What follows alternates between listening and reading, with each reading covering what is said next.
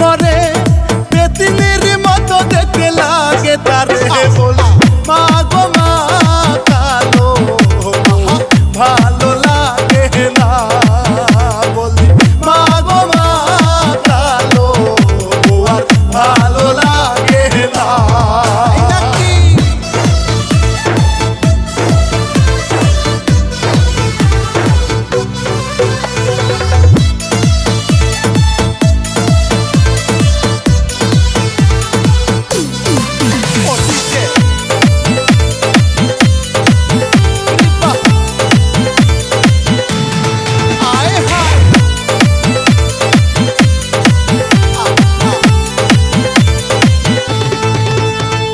পাশের বাড়ির ভাবি যখন শাড়ি পরে একই নজর দেখলে তার মনটা ভরে মা গো মা কালো ভালো লাগে না বলি মা গো মা কালো আর ভালো লাগে না।